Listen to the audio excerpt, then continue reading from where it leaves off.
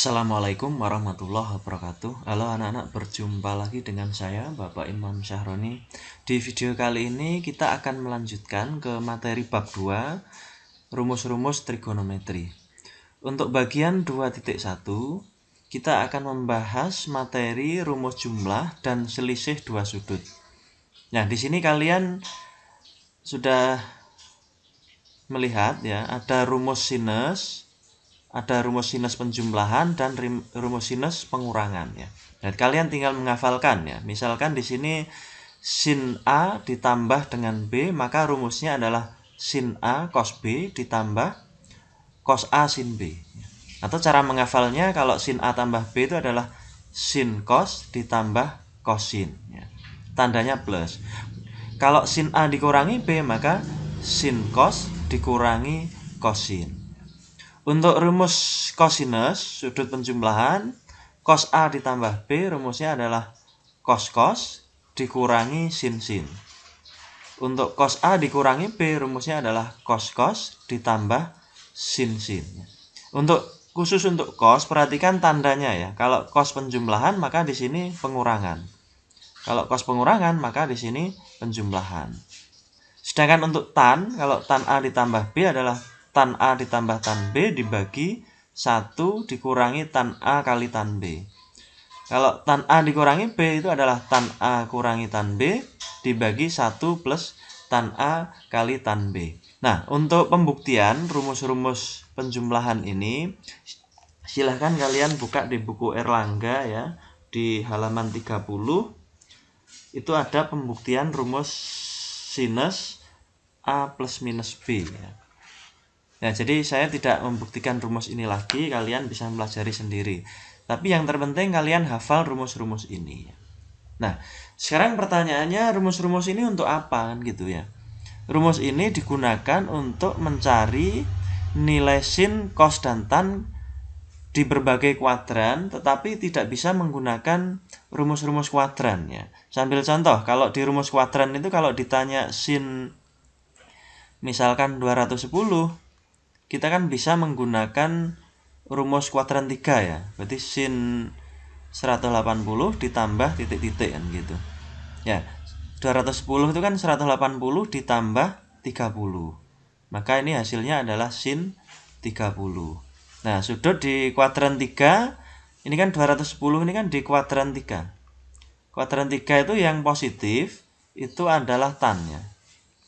Tan yang positif. Kalau sin bernilai negatif, berarti ini nilainya adalah min. Nah, sin 30 itu setengah. Jadi, sin 210 itu adalah min setengah ya. Atau contoh lain, misalkan ditanya cos 120.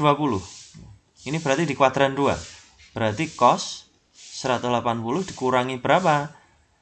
Dikurangi 60 ya. Berarti di sini cos 60. Nah, ini kan di kuadran 2. Kalau sudut di kuadran 2 yang positif itu sin. Kalau cos itu negatif. Berarti hasilnya adalah min. Nah, cos 60 itu adalah min setengah. Nah, rumus jumlah dan selisih yang kita pelajari ini ya, digunakan untuk mencari nilai trigonometri. Saya ulang lagi, nilai trigonometri yang tidak bisa menggunakan rumus kuadran ya. Sambil contoh, misalkan ditanya sin 105. Nah, sin 105 ini kalau kita gunakan rumus kuadran, ini kan sin 180 dikurangi 75. Nah, berarti ini sin 75. Di kuadran 2, nilai sin kan positif ya. Nah, sin 75 ini kan bukan sudut istimewa. Makanya sin 75 ini bisa kita gunakan rumus jumlah dan selisih ya. Berarti sin 75 dengan cara mengubah menjadi sin 75 itu kan 45 ditambah 30. Nah, sekarang kalau sin penjumlahan ya, 45 ditambah sin 45 ditambah 30, kita gunakan sin A tambah B. Berarti rumusnya adalah sin cos ditambah cosin. Sehingga di sini sin 45 kali cos 30 ditambah cos 45 kali sin 30. Berarti sama dengan sin 45 setengah akar 2, cos 30 itu setengah akar 3, ditambah cos 45 itu setengah akar 2, sin 30 itu setengah. Berarti sama dengan 1/4 akar 6 ditambah 1/4 akar 2. 1/4-nya kita keluarkan, berarti akar 6 plus ya, plus akar 2 ya. Jadi nilai sin 75 bisa kita pindah ke sini. Sin 75 nilainya adalah 1/4 akar 6 plus akar 2. Nah, itu penggunanya seperti itu ya. Misalkan ditanya lagi cos 15. Nah, cos 15 ini kan 15 itu bukan sudut istimewa. Tapi bisa kita gunakan ya dengan menggunakan sudut istimewa dalam bentuk selisih misalkan ya. Misalkan cos 60 dikurangi 45. Berarti kita menggunakan rumus cos selisih ya. Jadi cos A min B itu adalah cos ditambah sin. Berarti di sini anggap aja ini A dan B ya. Berarti cos 60 cos 45 ditambah sin 60 kali sin 45. Berarti sama dengan cos 60 itu setengah, cos 45 itu setengah akar 2, ditambah sin 60 itu setengah akar 3, sin 45 itu setengah akar 2. Berarti ini 1/4 akar 2 ditambah 1/4 akar 6. Nah, karena ada 1/4, kita keluarkan 1/4-nya, berarti kita kurung akar 2 plus akar 6. Ya. Jadi, kesimpulannya ya, rumus jumlah dan selisih itu bisa digunakan untuk mencari nilai trigonometri yang bukan sudut istimewa atau bukan sudut di berbagai kuadran, tetapi dia melibatkan sudut istimewa. Untuk tan juga sama ya. Misalkan kita ambil contoh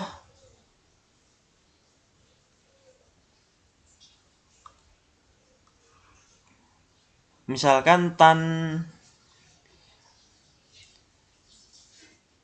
105 misalkan. Nah, ini bisa kita ubah menjadi tan 60 ditambah 45. Nah, berarti kita gunakan rumus tan yang penjumlahan di sini. Berarti sama dengan tan 60 ditambah tan 45 per 1 min tan 60 kali tan 45. Berarti sama dengan tan 60 itu akar 3 ditambah tan 45 itu 1. Yang ini 1 min tan 60 itu akar 3 kali 1. Berarti kita punya akar 3 plus 1 terus 1 min akar 3. Atau kita balik ya, biar memudahkan ya. 1 plus akar 3 per 1 min akar 3. Nah, karena di sini penyebutnya itu akar, berarti kita kalikan sekawan. 1 min akar 3 per 1, plus ya, 1 plus akar 3 ya. Karena sekawannya min itu kan plus ini. Nah, seperti biasa berarti ini kita kalikan ya. Penyebut ini kalau dikalikan berarti 1 min 3 ya. Pembilangnya 1 plus 2 akar 3 plus 3. Terus saya lanjut di sebelah sini ya.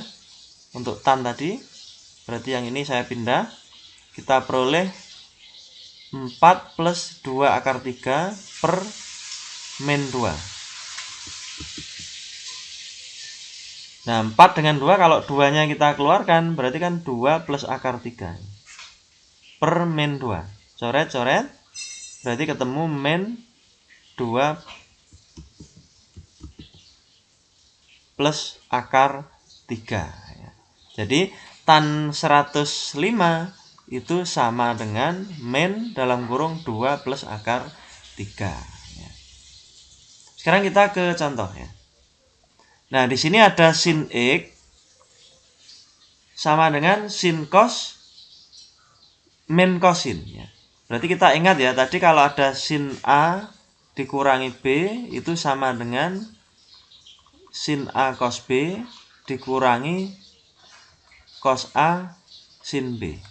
Nah, bentuk ini kan sudah memenuhi ya. Sin A cos B berarti sin 36 cos 6 dikurangi cos A sin B, cos 36 sin 6. Berarti kan A dan B-nya kan 6 ini. 36 ya. A-nya ini 36, B-nya 6. Berarti sin X ini sama aja dengan sin 36 kurangi 6. Berarti sama aja dengan sin 30. Berarti sin X nilainya adalah setengah. Ini yang ditanya sin X. Kemudian untuk cos ya. Ini cos X, ingat bentuk cos A kurangi B ya. Cos A kurangi B itu cos A cos B ditambah sin A sin B. Nah, untuk soal yang ini bentuknya kan sama ini ya. Berarti A-nya ini 42, B-nya 12 ya. Berarti cos X ini sama aja dengan cos A kurangi B. Berarti 42 dikurangi 12. Berarti sama dengan cos 30. Nah, cos 30 itu adalah setengah akar 3. Jadi, nilai cos X adalah setengah akar 3. Oke, contoh berikutnya. Diketahui cos A sama dengan 3/5, di mana A adalah sudut lancip, dan tan B sama dengan min 24/7, di mana B adalah sudut tumpul. Ya. Oke, berarti di sini kita melibatkan sudut lancip dan tumpul. Ya. Konsepnya seperti ini. Berarti kita bawa ke sudut dalam kuadran. Ya. Kalau sudut lancip berarti di kuadran 1. Ini berarti sudut A ini adalah lancipnya. Jadi saya ulangi, kalau sudut lancip itu sama dengan sudut di kuadran 1. Nah, kalau di sana diketahui cos A sama dengan 3/5. Cos itu kan sami ya. Sami itu berarti X per R. Ya. Berarti ini X-nya ini adalah 3, R-nya adalah 5. Ya, berapa Y-nya? Ya kita gunakan konsep teorema Pitagoras. Berarti X kuadrat tambah Y kuadrat sama dengan R kuadrat. Ya. X-nya kan 3, berarti 3 kuadrat tambah Y kuadrat sama dengan 5 kuadrat. Y kuadratnya berarti 25 kurangi 9. Y-nya ketemu 4 ya. Nah, atau ini triple Pitagoras ya. Kalau triple Pitagoras itu kan 3 mesti pasangannya 4 dan 5. Berarti Y-nya ini 4. Ya. Lalu untuk tan, di sana diketahui tan B sama dengan min 24/7. Di mana sudut B itu adalah sudut tumpul. Nah, kalau sudut tumpul berarti di kuadran 2. Berarti konsepnya ya, kalau sudut tumpul ini berarti sudut di kuadran 2. Nah, kalau sudut di kuadran 2 berarti ada tanda min ya. Berarti sumbu X yang ke kiri kan negatif. Berarti X-nya ini min, Y-nya ini positif, terus R-nya ini positif. Ya. Nah, seperti kita ketahui bahwa tan itu desa ya. Tan itu kan desa. Berarti depan per samping. Berarti Y per X. Berarti Y per X-nya sama dengan min 24/7. Nah, yang negatif itu X-nya. Berarti ini 24 min 24/7 itu sama aja 24 per min 7. Berarti tanda negatifnya itu ikut X-nya ya. Karena X-nya ini di sini negatif. Berarti ini X-nya min 7. Terus Y-nya ini 24. Ya. Nah, R-nya berapa? Ya kita cari dengan menggunakan Pitagoras. Berarti X kuadrat ditambah Y kuadrat sama dengan R kuadrat. Ya. X-nya min 7. Min 7 kuadrat ditambah 24 kuadrat sama dengan R kuadrat. Ya. Berarti ini 49 ditambah 24 kuadrat itu 24 kali 24. Ya. Berapa ini? 16, 96, 8, 4. 576 ya. 576 sama dengan R kuadrat. Ditambah 49. 5, 2, ini 6 ya. 625. Berarti R kuadratnya adalah 625. R-nya adalah 25 ya. Berarti R sama dengan 25. Nah, sekarang kalau sudah diketahui semua ya, X, Y, R-nya, maka kita cari yang A ya. Sin A ditambah B. Sin A ditambah B berarti rumusnya apa? Sin A, sin cos kosin ya. Sin cos ditambah kosin. Sin A. Sin A berarti sin desa ya. Depan per samping berarti 5, kebalik, 4/5 ya. 4/5. Depan per miring ya, sorry. Sin A itu demi ya, depan per miring berarti 4/5. Cos B. Cos B itu sami ya, berarti X per R. Berarti min 7 per 25. Ditambah cos A. Cos A berarti sami ya, 3/5. Kemudian sin B itu Y per R ya, berarti 24 per 25 ya. Berarti sama dengan min 28 per 5 kali 25 kan 625. Dan ditambah 24 kali 3 itu 72 ya. 72 per 625. Sama dengan 72 kurangi 28. 44 ya. Berarti ini hasilnya 44 per 625. Nah, sekarang untuk yang cos ya. Untuk yang B ini ditanya cos A min B. Cos A min B. Kalau cos rumusnya kan cos sin sin. Cos. Kalau min berarti plus ya. Khusus untuk cos ya. Cos plus sin. Nah, cos A. Cos A berarti sami ya, 3/5. Terus cos B sami juga, min 7 per 25. Terus ditambah sin A. Sin A berarti 4/5. Lalu sin B. Sin B berarti 24 per 25. Jadi min 21 per 625 ditambah 24 kali 4. 96 ya. 96 per 625.